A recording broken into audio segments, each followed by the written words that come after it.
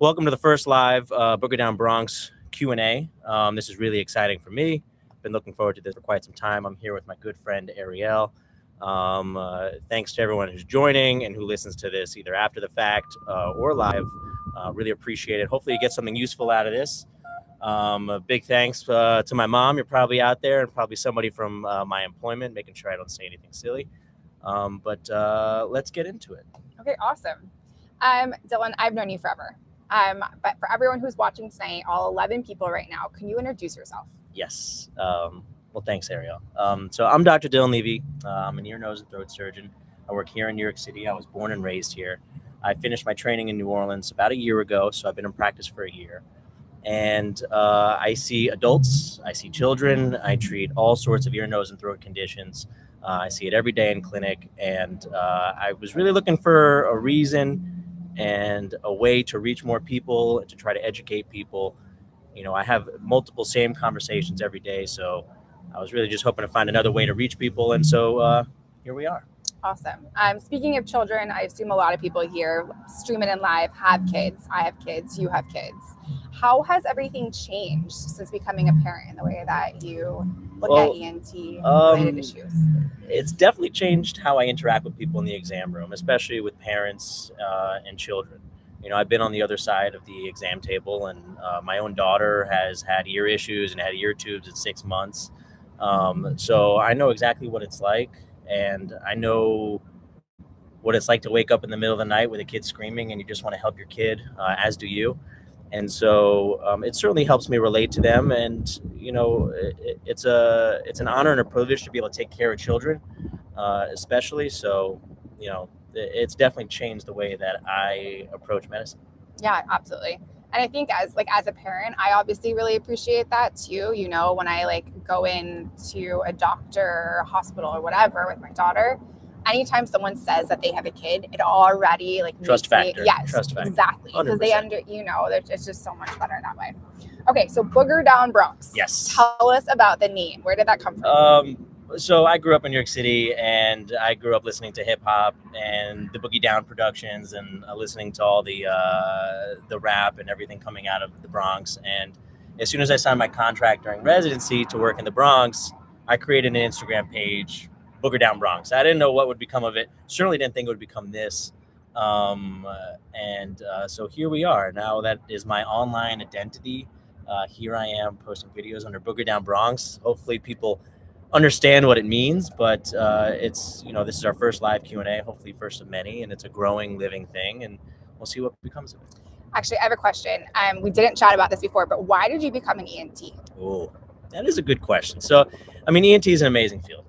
You get to see adults, children, you get to treat people in the clinic, and when clinical medicine fails, you get to take them to the operating room. And so everything I get to do on a day-to-day basis is truly fascinating. It's a great field. The anatomy in the head and neck is so intricate. It's high-value real estate. It combines almost all your senses, you know, in a very valuable part of your body. So it's also, I just really like the people in ENT. So I love my job. I like posting these videos. It's been fun. It's certainly been a learning experience, clearly, as we're doing this live Q&A. So, yeah. Awesome. All right. So we're going to get into it. Yes. We have a bunch of questions that have already been submitted, Yes. or ones that are constantly asked to you. Mm-hmm. So let's go through them. First, let's talk about ear infections for kids. Yes. Like, my older daughter has had, I don't know, so many ear infections. And at first it was just before she got tubes, it was just back-to-back antibiotics. So Can you walk me through that? When do you know if your child needs antibiotics for an ear infection? That is the $1 million question. And so let me just set the stage here. Ear infections, so many providers, ear, nose, and throat doctors, pediatricians, urgent care are seeing people for ear infections. In children, this is the number one cause for antibiotic prescriptions. Ear infections, more than strep throat, more than sinus infections. It's the number one cause that we're giving antibiotics to children. And despite that fact, the research shows that up to 80% of them will resolve without antibiotics. And so there is a massive gap there in how practitioners are prescribing and how parents are expecting to be treated. And so that's the gap that hopefully this can fill, and this Q&A can help clarify for whoever's listening, whether you're a parent or a doctor or even a kid, that a lot of ear infections will resolve without antibiotics. But despite that, many do need antibiotics. So going back to your questions, how do you figure out who does need antibiotics? Well, one of the most important things we look at is age, okay? Mm. Specifically, any kid under 6 months, if they have an ear infection, they don't have a mature enough immune system. So they absolutely need to be given antibiotics. Beyond that, we look at severity of symptoms. If they have a high fever, anytime a kid has a fever above 102 with an ear infection, treat it. If they're looking ill and sick, and you come in and I say, well, maybe we shouldn't treat this one, you're going to go and see another doctor, right? So if the kid is really sick, treat them with antibiotics. Other things that we look out for, if both ears are infected, if there's drainage from the ears through a perforated eardrum. What is that? So for an ear infection, when fluid builds up behind the eardrum, if it becomes so severe, the eardrum is a very thin membrane. It can burst through that eardrum, and that's oftentimes. And that goes internal? That comes out, and that's when you see the green stuff pouring out of the kid's ear. Actually, they do feel better often after that eardrum bursts, but that is a sign of severe infection. It should absolutely treat that with antibiotics. So if their eardrum bursts, what happens after that? Well, is that like an emergency situation? Typically, no. That's a great question. A lot of parents think it is, and it scares them if a kid is sick and all of a sudden there's this goo pouring out of their ears. First of all, the kid usually feels better after that pressure is relieved. But no, that's not necessarily a sign of a severe ear infection, but that is an indication to treat with antibiotics. Cool. All right. Yeah. Thank you. Okay, so let's get back to that. Like, I know I have 2 kids. Yes. You also have 2 kids. Yes. One of my kids always gets a fever every single time she's sick. The other one doesn't. So, like, is fever necessarily going to be this, like, deciding factor? Well, that's a great question. So the fever has to exist in the setting of other ear symptoms, specifically ear pain. And what we see when we look in the ear with one of these is there a red bulging eardrum with pus behind it. Because I also do see a lot of kids with fever, and even if they're tugging at the ears, if you look in the ear and the ear doesn't look infected, you know, some providers will just say, we should just treat it with antibiotics, especially in kids. I mean, it's hard looking in the ears of kids. And I say that as an ear doctor. I mean, especially if you're in an emergency department or an urgent care, looking in the ears of a sick kid. Your kids are angels. They let me look in their ears and have no problems. But it's challenging to get a good exam in children. And so oftentimes I think providers will just say, we should probably just give antibiotics. But in reality, that's probably not the right move. Okay. Personal question. Yes. So one of my kids, she recently was on antibiotics for something else. And then she went to the pediatrician just for a well visit, and they checked her ears and said, one of them actually is slightly infected, but we don't want to treat this yet, which is great, right? We appreciate that. I like that. But she was already on antibiotics, and they said, this antibiotic is not strong enough. So can you tell me about, like, that doctor then said that the ear infection antibiotics are the strongest antibiotics. Is that a true thing? So yes and no. Typically when we prescribe antibiotics for ear infections, we do prescribe high dose amoxicillin. That is the first line treatment, and for children who aren't penicillin allergic. Having said that, there are other antibiotics that can be given, especially if children are sick with something else, with a sinus infection, although amoxicillin is indicated for that.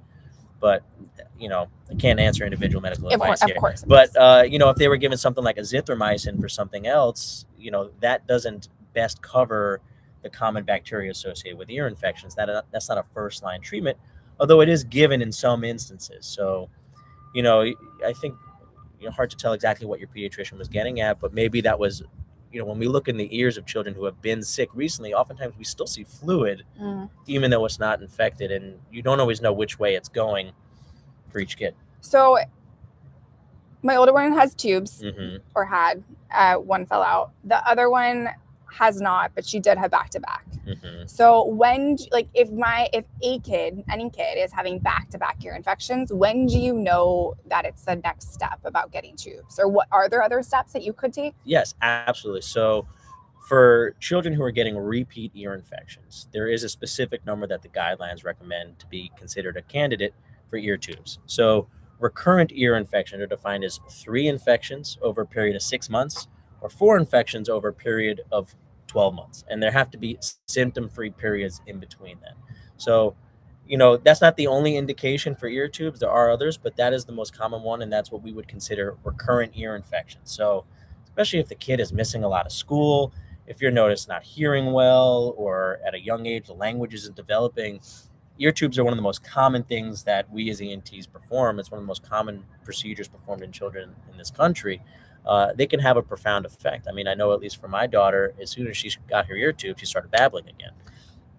So the babbling and the talking, and you're saying if your kid's not listening or can't hear, how do you, like, what's the normal path for that? Like, should people be bringing their kids to a pediatrician if they think their kid's having hearing issues? Should they bring them straight to an ENT? Yeah, so I think the pediatrician for most things is a good start. And if you're concerned about the language development of your child, getting the hearing assessed is 100% something you should do.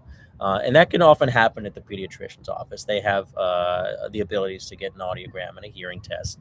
But if they fail that, that's often when they should be referred for an ENT for either more advanced testing or to get a complete history and see what's causing these language delays. Of course, hearing deficits can cause language delays, but there's many other causes. And so I often see children who are referred for language delays and they have completely normal hearing and auditory processing, and it's likely something else. But I think an ENT plays an important role, and especially if there's a history of ear infections, in determining if that could be related to a language delay. Yeah, that makes sense. Okay, so what happens if a kid, I know that when you get an ear infection post tubes that it looks different, right? The treatment's different too. But like, do you ever see people getting ear infections often, even with tubes? So absolutely.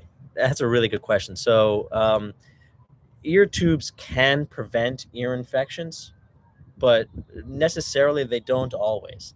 And what they really help do is they help ventilate the ear. So actually, I bought this huge model of an ear. Thank you.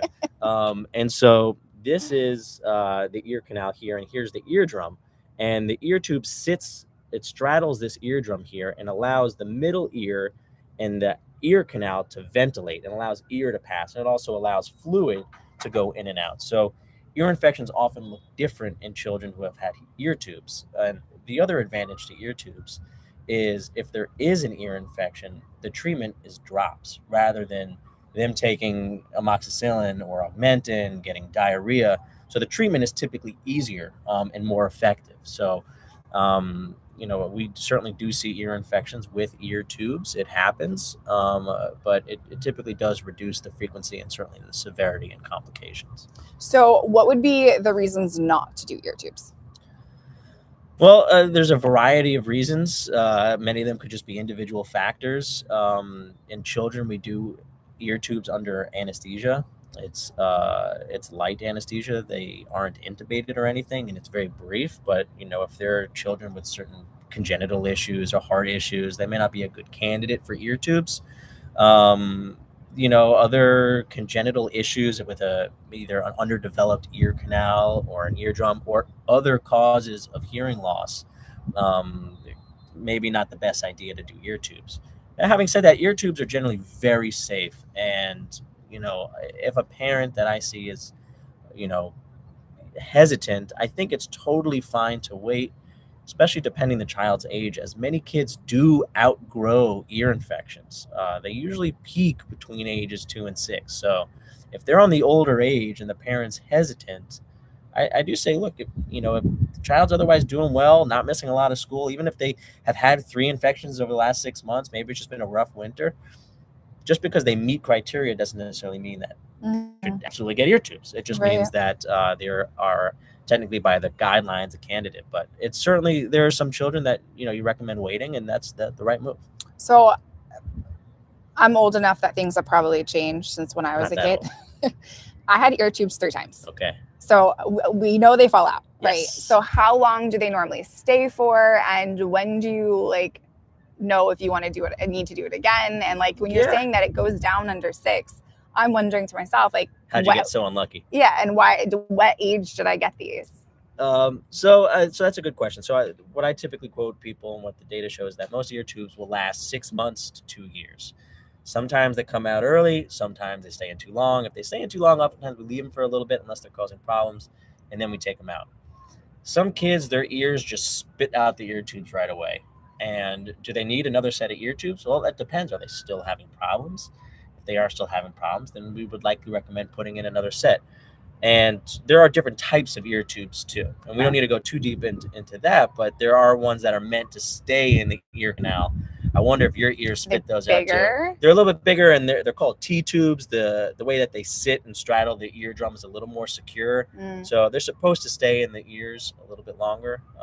My last one was in there like as a young adult. Yeah, sometimes they stay in forever. What was that? You probably had ear tubes. You may still have them. Well, you've looked at my ears, yes, so I don't. Yeah, you don't have them. Okay, so my younger one, she is 15 months, but she keeps pulling her ears, right? I know that like teething could maybe be a thing, but like I keep coming over and having you look at her ears because I'm so fortunate to have you have this device and have you live right next to us and be our friend. But like, what other things could be going on? And like, how would somebody know, like, is my child teething or is it an ear issue? A great question. So each time you ask me to look in your kid's ear, I'm going to make you do another one of these with me. You got it. But it all comes down to the presentation. You know, ear pulling is one of the signs, but it's certainly not specific for ear infections. Kids, just especially the little ones, you know, kids like my son's age, who's 8 months, they'll play with anything. They'll play with their ears, they'll play with their nose. And so it all depends the constellation of symptoms, and most importantly, what's happening and what you see when you look in the ear. So, you know, the most important thing is assessing the eardrum. Is it bulging? Is there fluid behind it? Is it red? Are they in pain? And then, of course, the other symptoms. Are they having fever? Is the pain and discomfort worse when they lay down? Because that increases the pressure in the ear, and that makes them more uncomfortable. Did they recently just have a cold? Because a lot of ear infections follow upper respiratory infections. So many kids also just live with fluid in their ears for a while. You know, I think your kids may be one of those unlucky ones, but you know, if we can avoid more tubes, that'd be great. So right now it's summer, right? We get to sit outside and have this beautiful view. But that also means that people are going swimming. Yes. Right. So like, if you have tubes, are you allowed to go swimming? And if so, are you allowed to go swimming anywhere? Or like, what's that look like? Another really, really good question. So this is something that I counsel parents who have ear tubes. So historically, at least before I was practicing and what I was told, is we used to recommend children with ear tubes not go in water. Like, what about baths, showers? Plug the ears or keep the head above water, or just do bath water, and don't go in a pool. Certainly don't go in a lake or an ocean. The data has since changed that the vast majority of children don't need dry ear precautions when they have ear tubes. Now, there are some unlucky ones, and also the guidelines do recommend avoiding dirty water, dirty lakes. But if your kid is one of the unlucky ones that gets ear infections, even when going in water, then maybe we do earplugs, you know, when they go swimming. Why does getting your ear wet cause an ear infection? So what happens is the water gets in the ear canal, and most of the time, all of us get water in our ear canals, and it's of no consequence. But if there's an ear tube, it can travel into the middle ear, and the eardrum typically serves as a barrier to prevent things from getting into the middle ear. But if you're getting water into that middle ear, it can get trapped and it can get infected. Okay. And is that an adult thing and a kid thing, or is that mostly just a kid thing? I think it's primarily a kid thing, but it certainly goes with adults too who have eardrum perforations for other reasons, especially if they get chronic ear infections for a whole host of reasons. If they're getting, every time they go in water and they're getting discharge and pain, keeping those ears dry is the move. All right. So ENT is ears, nose, throat. Indeed. We've only talked about ears. Yes. Can we talk about others?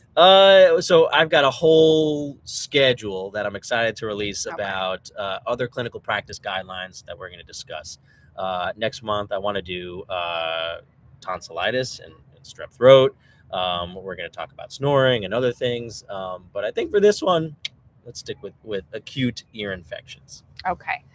Oh, you know what? We have some questions. All right. Fun. Okay. Let's see. Yes. What? Oh, I don't know because I wasn't watching these live. But age 11, had ear tubes at 8 to 9, and yet we now have liquid in one ear and failed a hearing test. Thoughts? All right. So I don't know who this is coming from, but let me preface this in case my employer, anyone else listening, I can't answer individual medical advice. But having said that, fluid in the ear, if you've had tubes and have come out, can cause failed hearing tests, right? That fluid, essentially, the fluid in the ear is blocking sound from reaching where it needs to go.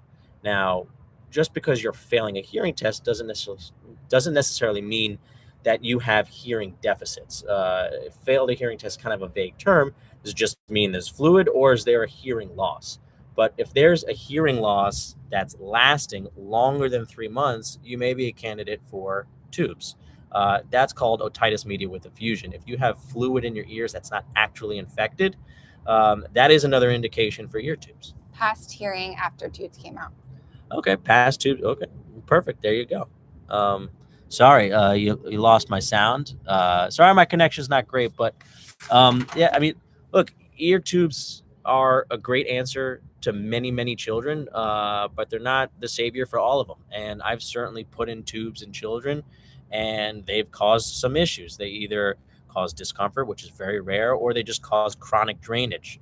They can get covered with bacteria, and they can have what's called a biofilm, and it just causes persistent drainage. And despite multiple courses of ear drops, those tubes just need to come out for the kid to feel better. So, if the tubes have been in for a while and they've done their job, and your child is 8, 9, 10, 11, most kids at that age should have less ear infection. So maybe it's time for those tubes to come out, and the kid will do just fine.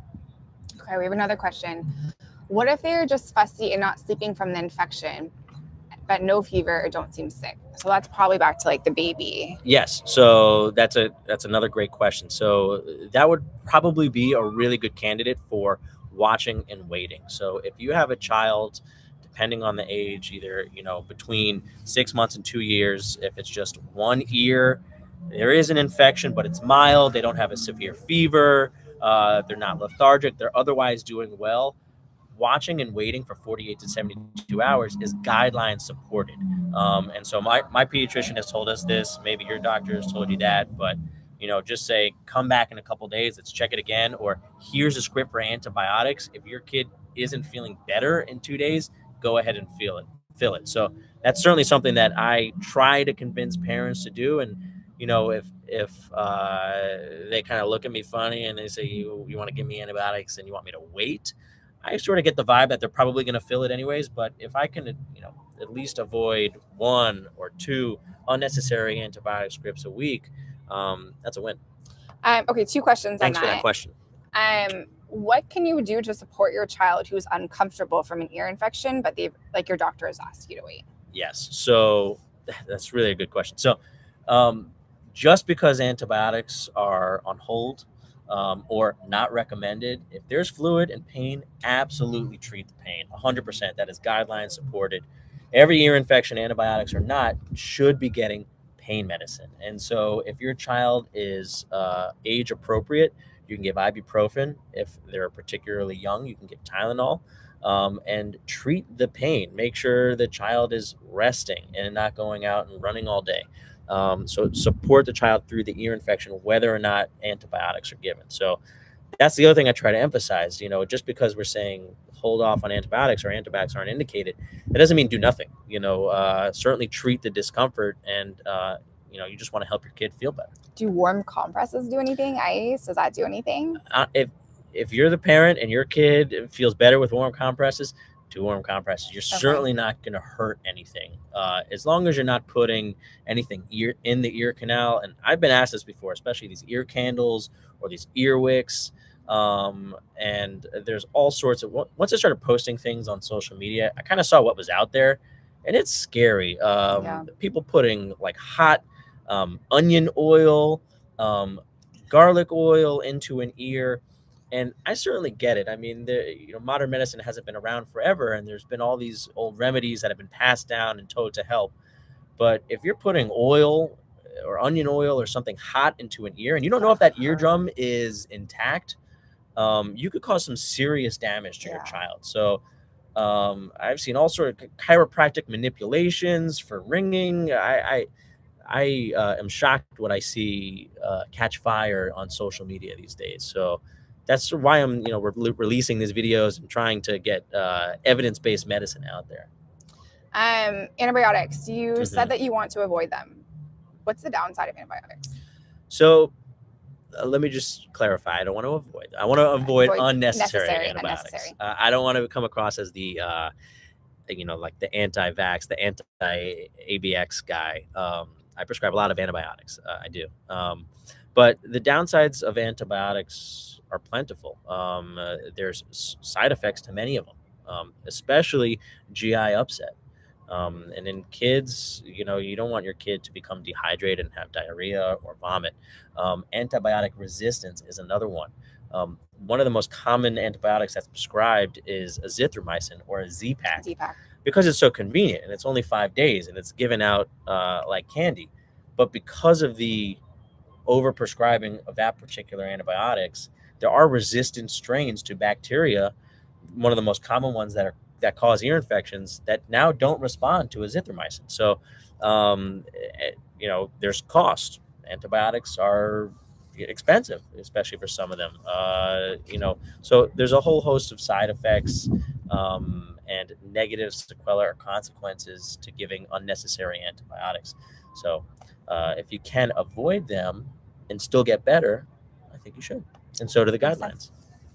All right. Is anything else? And any recommendations for flying to avoid ear infections? So infections are painful. This is really good. So yes, flying with an ear infection is going to be painful, especially if you're a kid. I mean, I remember growing up and having some real severe pain when I was flying, and that's likely because I had fluid in my ears, and my ears could not equalize the pressure as you ascend and descend.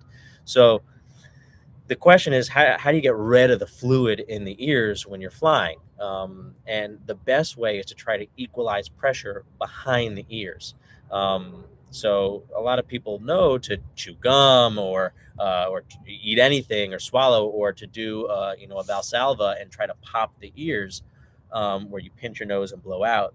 What that does is that forces open the eustachian tube and hopefully allows some of that fluid to drain, or allows that pressure difference to equalize. So, it's interesting. I actually had a very similar situation where I saw a parent with a kid earlier this week, and they were flying and they were concerned about an ear infection. And it was mild, if anything, and this was certainly a wait and see. But I definitely said, here's a script of antibiotics. Wait or see or take it. If you're flying, I certainly understand. You don't want your kid to be in pain. And so Tylenol and acetaminophen and ibuprofen can certainly be your friend there as well. For adults, you can try other decongestants, but for kids, I probably would recommend it. Okay. Okay. So we've gone to the end of our questions, live questions, and ones that were submitted before. So everything we've talked about tonight. Yes. What's like one lasting thing that maybe we didn't touch, or maybe we did, but you just want to reiterate? What should parents know? So don't be afraid to ask questions. Why are you giving antibiotics? What do you see when you look in the ear? Why are you giving azithromycin? Why are you giving this antibiotic as opposed to, amoxicillin, which is first line? And my kid doesn't have an amoxicillin allergy. So don't be afraid to ask questions. And if your pediatrician is saying, let's wait and see, that's not a cop-out. That's absolutely supported by the clinical practice guidelines, and most kids with ear infections will improve without it. So that's the number that I would harp on. 80% of kids with ear infections will improve without antibiotics. And so I'm not arguing against giving antibiotics, but I'm holding up the clinical practice guidelines and saying, look, many kids will improve without it. For certain kids, hopefully we can avoid it. So, yeah. Sorry, I know we're supposed to be ending right now, but I have one more question. Yes, okay. Amoxicillin versus amoxiclav. Yes. So I feel like when my kids have gotten ear infections, the first 1 or 2 doses is amoxicillin, and then it switches to amoxiclav. Yes. What's that? So that's actually totally evidence-based. So the first line treatment for most kids is plain amoxicillin. So amoxiclav or amoxicillin with clavulanic acid, or also known as augmentin, has an extra ingredient that makes it a little stronger. That extra ingredient also causes a little bit more GI upset, so it's not given first. So we consider giving augmentin or amoxiclav if one, they've had amoxicillin already in the last 30 days, give the stronger version. If they also have conjunctivitis or eye redness, we recommend giving amoxicillin clavulan. Because that means whatever ear stuff is also up there, like the same congestion. That's a good question. I think what it does is it indicates a little bit more of a severe infection. I'll have to look into that because I remember reading that and I wasn't exactly sure why it was the eye redness.